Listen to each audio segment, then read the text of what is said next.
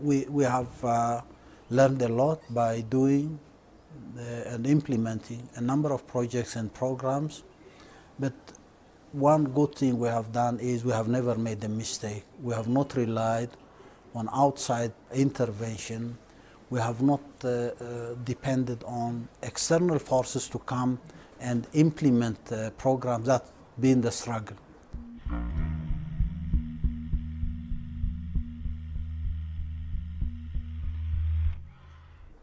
I mean, they would come and tell you, oh, they would like to put wells here and there. They would like to implement charity programs. They would like to run your hospitals. They would like to do your programs on behalf of you. And that's where many who were supposed to have achieved a lot in the Millennium Development Goals are now more, they are poorer now. You mean the aid is not an aid? Not at all.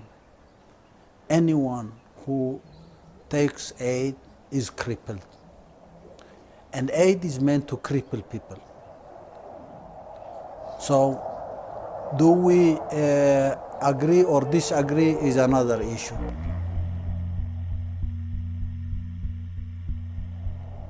And governments in Africa and elsewhere are not allowed to write their own programs. And when it comes to implementing programs, it deprives you of building institutions and the capacity to implement your programs. You want to build a road, you want to build a school, you want to provide clean water, you want to provide electricity to the communities everywhere. You have to be able to know it. You may not have the capacity, technical, technological, or even financial resources, but you have to build this capacity. Unless you do it on your own, someone else does it. And when you're talking about, say, food security, someone comes and provides you with aid, and then you develop this habit. Every year it's aid. Every year it's aid coming. I mean, it's intentionally or without any intention meant to cripple communities and government. And you have substitutes for government. It's NGOs, it's charities, it's UN agencies, it's other agencies, consultants who are paid Fortunes. anyway. That makes a big problem. So we said we need to write our own program in the first place. We need to articulate on the projects we write, and we need to have a strategy, a comprehensive strategy, and we need to have detailed plans on how we implement those programs. We need to have budgetary issues addressed. We need to have scheduling of different programs. Unless we do that on our own, we can't possibly imagine that we are achieving any of the goals, millennium or non-millennium. Mm-hmm. And that, I think, was quite an experience for us. The lessons we have learned are assets for us, even though we need to go a long way. We need to mobilize resources. We need to put in place an infrastructure. We need to develop institutional capacity. We need to educate our people. We need to train our young to be able to work and implement those programs so that we change the quality of life. That never happens in the real world. In the real world, we know now, because those who control the resources, those who have the muscles to impose their own will, are somewhere else, and they have their own interests. We, on the other hand, have our interests. So it's up to you to make a choice.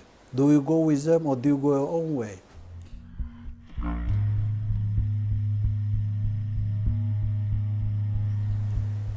Africa can produce its own food and go more. Why aren't we able to do that? Why haven't we been successful in implementing programs that secure food for our own people? Because that's a priority. Because we are talking about poverty, famine, disease, epidemics here and there, sometimes natural catastrophes. How do we design programs? Now, if you have a long coast like what we have, then you need to develop fisheries, because that's a resource. You need to develop the capacity, but not for, we live in a globalizing world, because you have to interact, you have to sell and buy. It's not self-sufficiency all the time. When you talk about self-sufficiency, they will demonize it as if it means isolation. It's not isolation. You have to be self-sufficient for the short or medium term. It's a transitional program, but then again, you have to identify your comparative advantage. What are my comparative advantages? Do I have agriculture? Do I have enough water? Do I have mineral resources? You need to think least when it comes to mineral resources. You have to be able to exactly know what your comparative advantages are. Your location could be a comparative advantage, and you have to develop the services industry, provide services, shipping, transportation, air, land. You need to think that, because you have to know your comparative advantage. Then you have to talk about industry and manufacturing. It's not easy.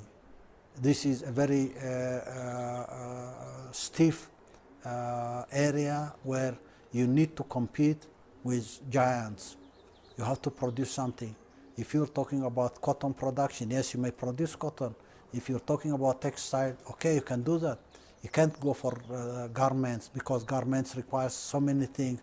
You have to go and compete in markets. That's where, even in agriculture, you have to talk about food crops and cash crops.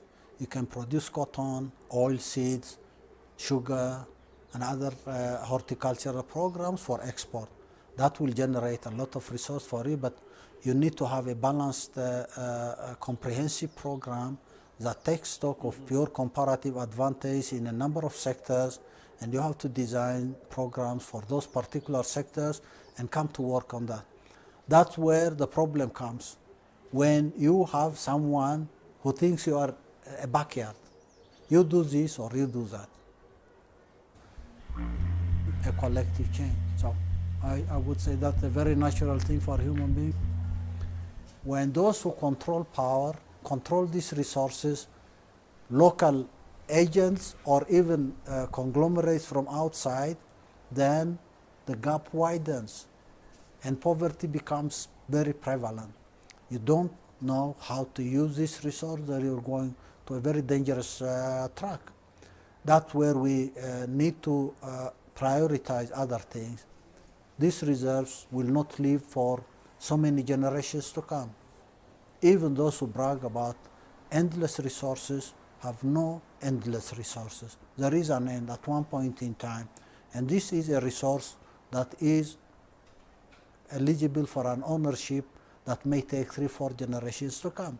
Now, when you put in place an infrastructure, when you emphasize on sustainable sectors, agriculture is a sustainable sector. Natural disasters may come, but what you do in implementing agricultural programs and putting in place agricultural infrastructure makes that sector sustainable. And because it's a strategic commodity, a strategic program for communities, you need to focus on that. If you forgo agriculture because you have gold, then you go into trouble. If you forgo other comparative advantage that you have because you have gold, then you make a big mistake. That's where you need to be careful, and that's where we think, yes, we have it, but we don't even want to exaggerate that this could solve all problems. What solves the problems is what we do in terms of the goals we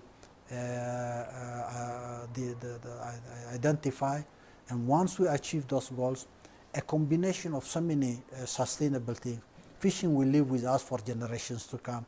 We need to put in place facilities for processing fish, good capacity for fishing, train people to do the job, have markets, continually provide markets, and buy. To eat fish and cook Yeah, it? for local markets, it's everything. It has to be there. food crops, wheat, barley, corn, and others will have to be available. Livestock is here. If we develop agriculture, we have livestock enough for us and for export. We need to develop these sustainable resources and sectors so that we can take advantage of mineral resource. Otherwise, focusing on gold is a big mistake. Gold glitters, but it blinds people also.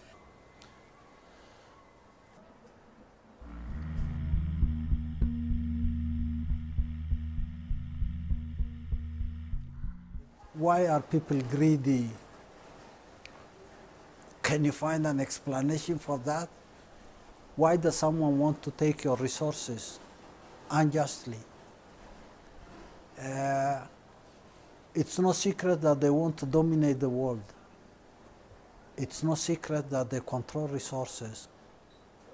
Even if we're talking about special interests, they may have their allies, they may have their networks globally, but they are the main stakeholders or the majority stakeholders in what we call special interest. Oil industry, manufacturing, technology, even the control of our minds, media, culture, learning institutions. Somehow they have come to control and they believe they can control the world. It's a big mistake. Yes, during the Cold War, there was a bipolar world. There was competition between the former Soviet Union and the United States as superpowers. We have seen how that fight has emerged into a situation. That era ended early 90s, probably 20 years ago. And these special interest groups have developed a very wrong and distorted notion that now they are the only superpower.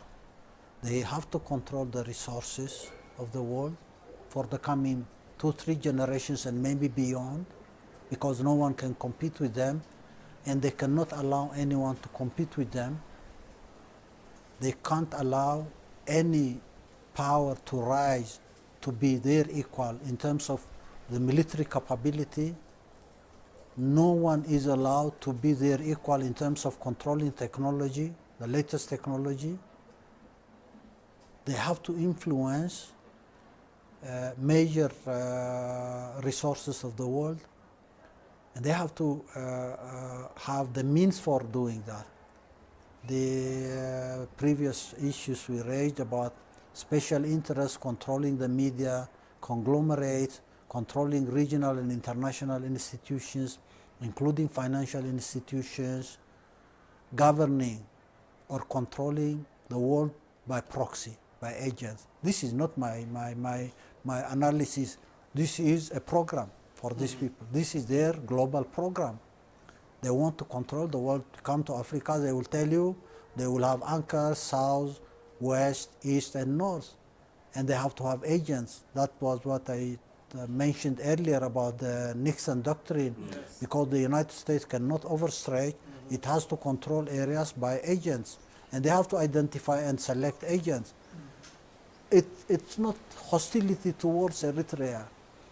This is a very sick mentality, an intolerant mentality of domination and control, and whenever people are not conforming to their wishes and their priority, then you would be targeted. But it's not an isolated case. It's not Eritrea alone. We are part of a very sensitive region. Yes. We have so many conflicts because of their policies. It's Afghanistan, it's Pakistan, it's Iraq, it's the Middle East in general, it's the Horn of Africa, it's the Red Sea. This is an area designated for their control and domination. Yes, we will talk about that. We unfortunately, we happen to be in this geography.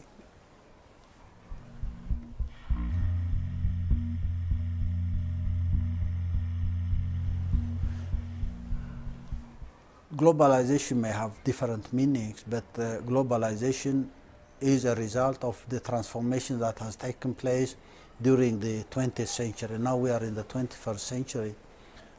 I say there is a law that governs communities.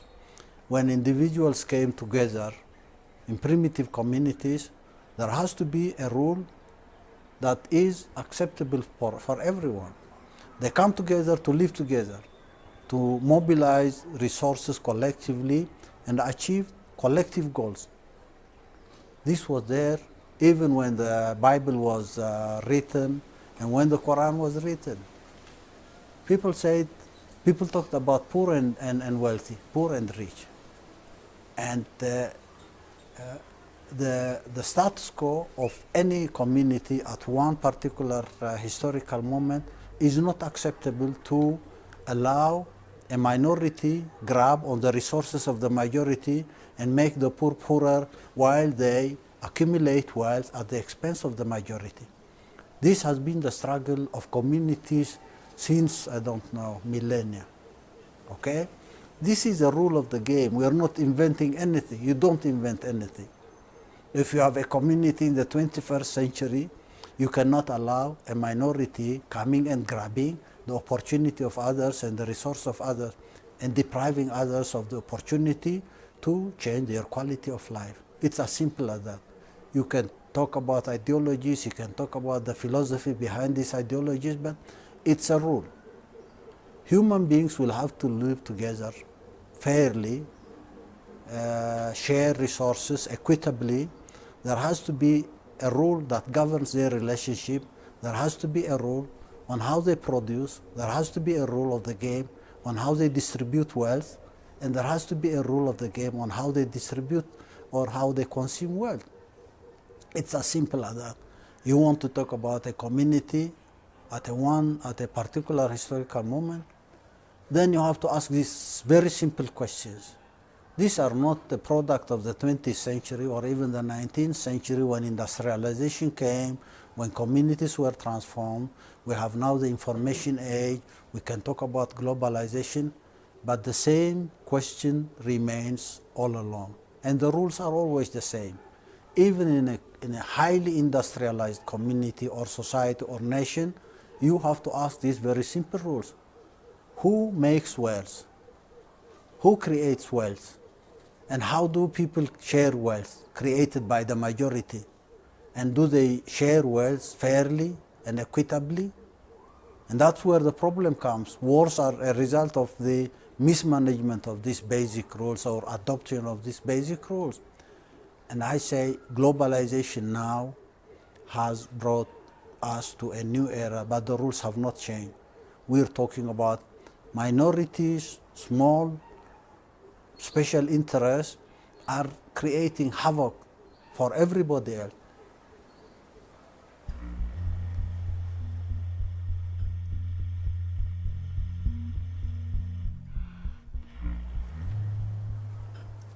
Greed is the motivation, but ultimately it's control of resources. To control the resources, you have to dominate. Okay? And domination will have to come by all Machiavellian tactics. This is Machiavellian. It's to achieve your goals, do whatever you like, and the end justifies the means. These are the means for achieving the goals. So you can cite examples. It's not just theories or concepts within a package of means used by these special interests to control and dominate the world. That's not, it's very transparent.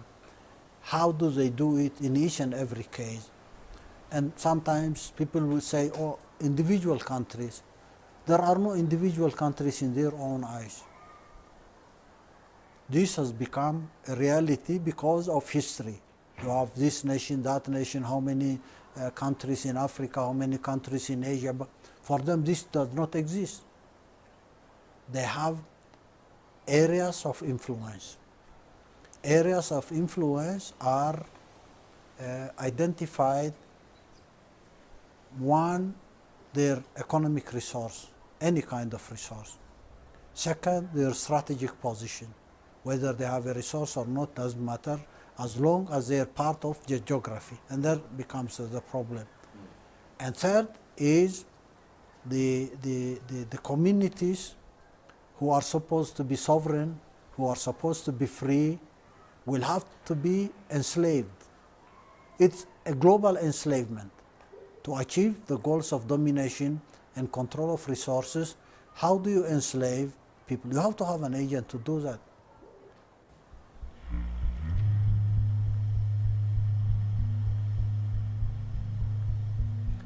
They will try every means. It's from luring anyone into the trap, or even forcing someone, or eliminating. It goes from buying or trying to compromise, win, use. If that is not possible, it can go to the extent of eliminating. It's as simple as that. The range could vary, the circumstance could vary, but demonizing, trying to buy, destabilize, disintegrate, divide and rule, under so many names, you weaken societies. If you want to control, you have to weaken societies. Weakening societies could be done by an agent. You can buy a government, you can buy ministers, you can buy officials of government, you can buy institutions working within a country that will promote this interest. If you can, without any difficulty, grab the resources and no one is challenging you or putting an obstacle, then everything is okay. You can be democratic, you can be an angel, you can be anything, you can be praised for being a great person or a great country, many things. If that is possible, then yes, but that's not always the case. I have always fascinated myself with a concept I learned in Atlanta when they were trying to find a negotiated settlement between Eritrea, and I was curious to know about a phrase, carrot and stick. What is this carrot and stick? I said, I have to educate myself, and someone was telling me this is a French saying. It's meant for a donkey. If a donkey doesn't move, you have to use both, a stick and a carrot. Look, we are human beings. We are human beings as communities. And why would you use carrot and stick? Even when there is always this carrot, there is a stick always. They don't use one single tool at one point in time. They have to use both because they have to threaten you. And fear is one way of dominating. What you see happening psychologically in collective manners, individual manner, intimidation is one of their tools. Blackmail is another tool. Blackmail could be demonizing and doing everything. And corrupting. Corrupting is number one. And that's been one of the disease. They talk about the Millennium Goals, they talk about AIDS, they talk about so many other diseases. I say, if we can cure this disease called corruption, we could easily deal the other issues. Okay? So it's corruption. Yeah. If you're not corrupt, then you are a bad guy.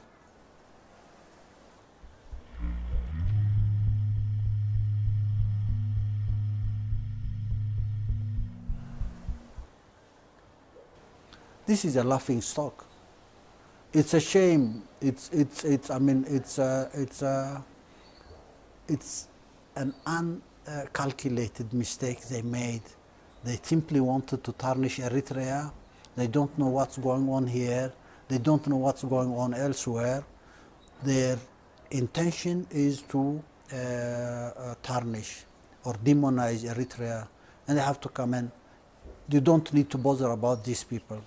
These are hired mercenaries who do the job of their masters. Who are their masters? Who pays them? Of information?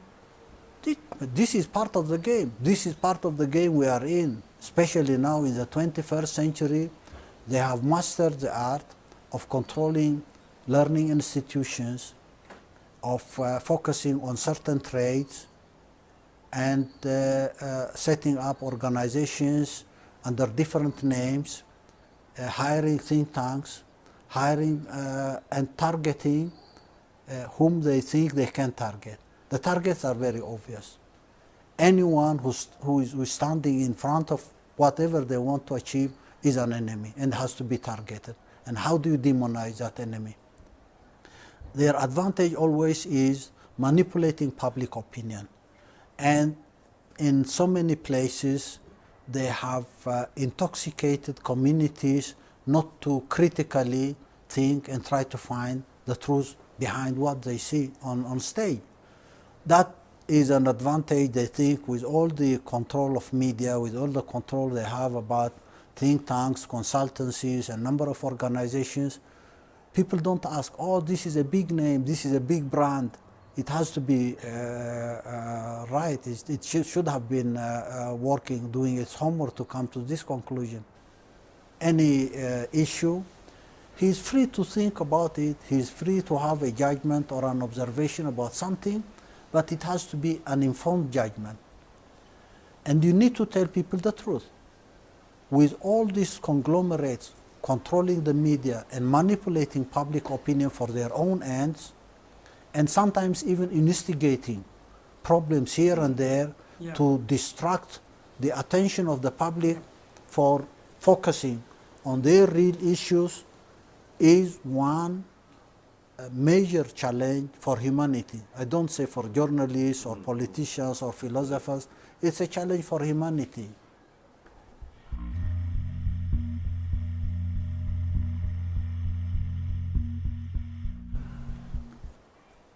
These people live by fear.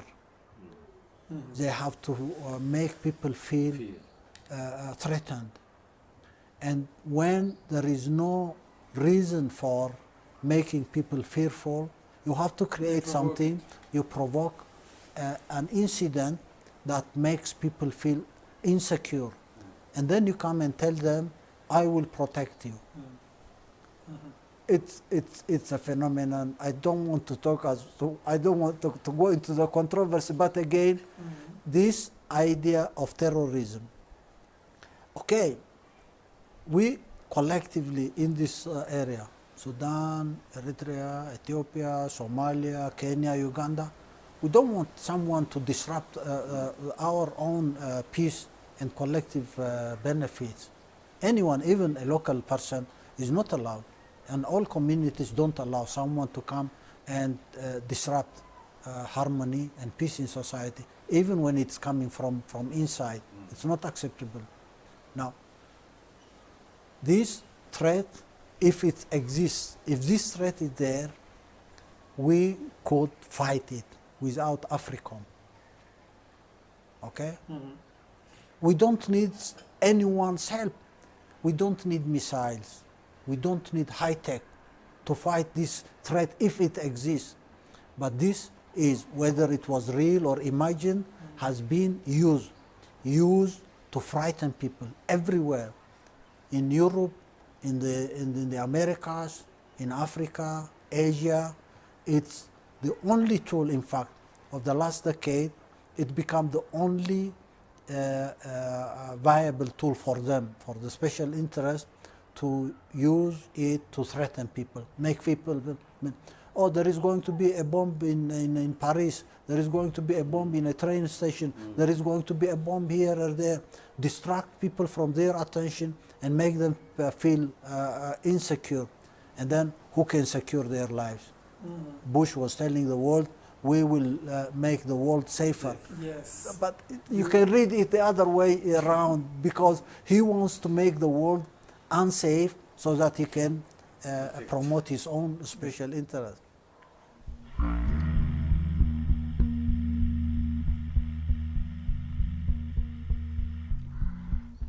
It's not a question of being revolutionary or not, but 99% of the people, and maybe more, in the United States are victims of this special interest. Okay?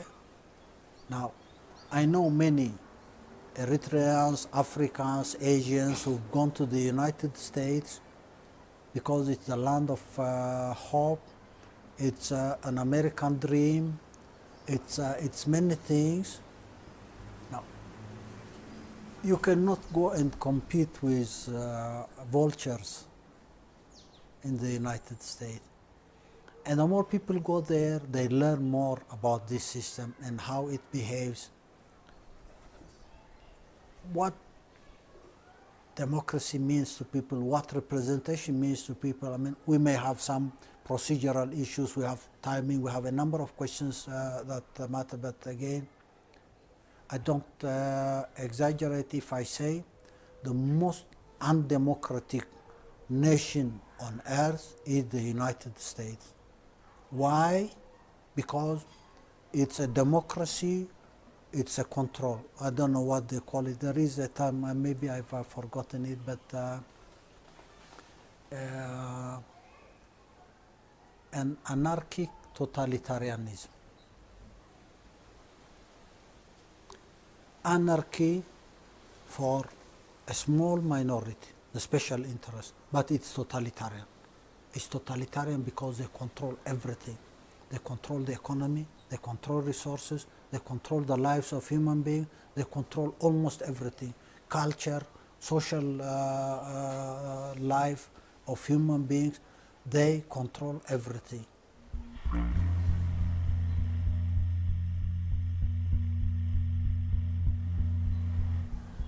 It's one of the erosion of values.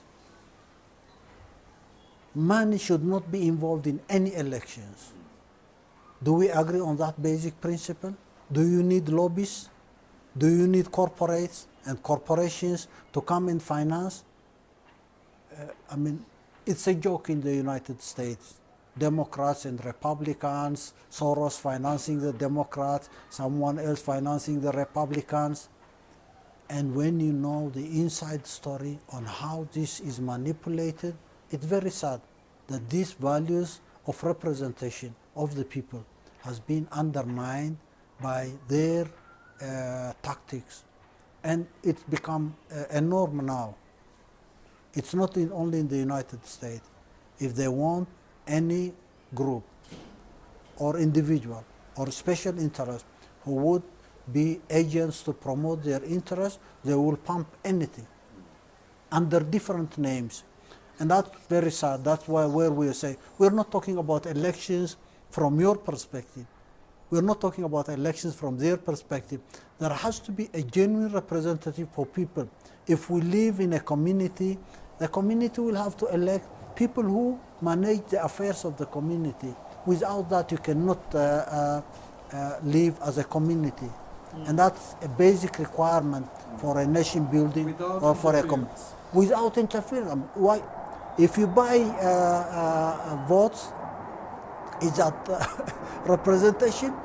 The more money, and finally, it becomes if 99% of the population own nothing, if they are have-nots, and if 1% of the population is the percentage that has everything, and if money is elections, 1% will buy the votes of 99%, and what the outcome, the end result represents 1% of the population. Okay? We can talk about so many things about it's very phenomenal because we cannot put aside this issue. It's a critical issue. We may talk about other problems of special interest, domination, control, this and that, but again, how are they able to control? The way they control, even in the United, this is not isolating the United States as if it's everything, special interest. I would say 99% of the population in the United States is like everybody else in the world. We don't have our economic rights, we don't have our political rights, we don't have our cultural rights. We're not even allowed to survive without their blessing. This state of affair will have to change by allowing people to freely have their representative bodies, whatever that body should be. We need to focus on this. They will come and say, oh, Eritrea did not go for elections, Eritrea did not do this and that, and someone else did not do that. No, look, you have to find somewhere else another problem. This is not a place for you to talk about. We have other issues to talk about, and you are,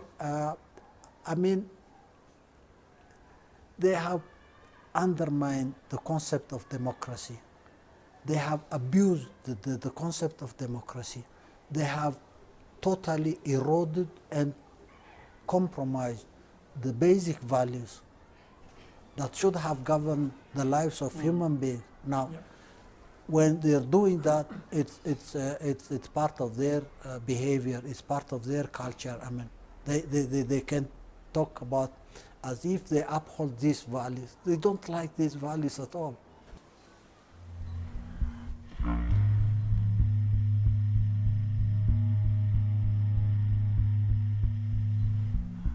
You cannot control people, you cannot dominate a country, you cannot abuse or misuse your own authority or resource. The advantage for you is you are privileged to be serving the people.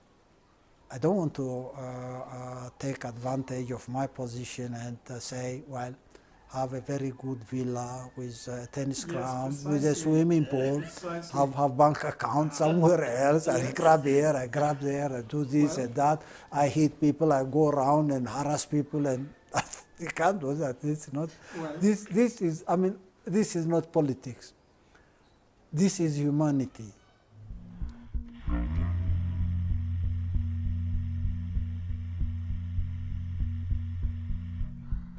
How do I see the future?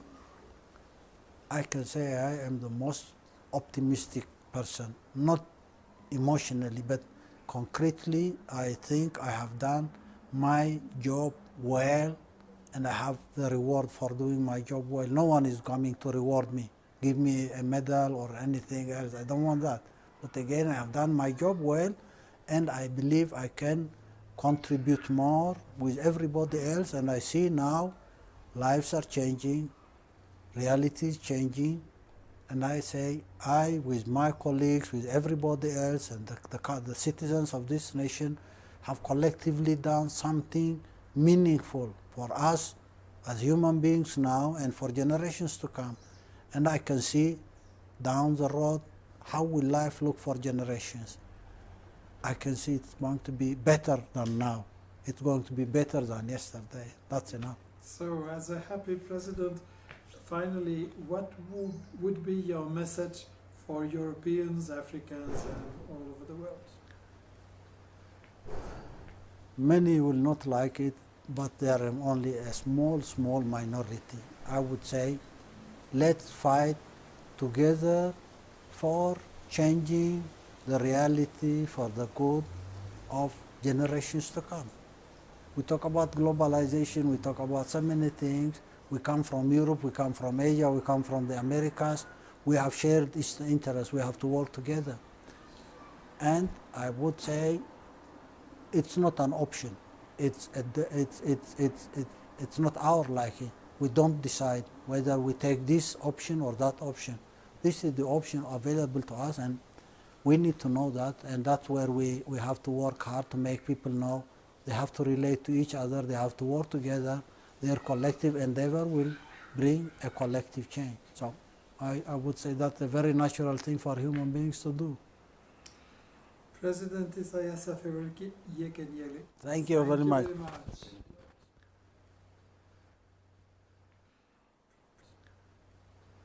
So I will ask your salary. In dollars, I don't know, $500, $400. It's no secret. You can go and ask the government how much money they give me. I live better than anyone else. And that's the reward for me, because I say I have done something to change the lives of so many people. You can be a billionaire, a millionaire, you leave that behind.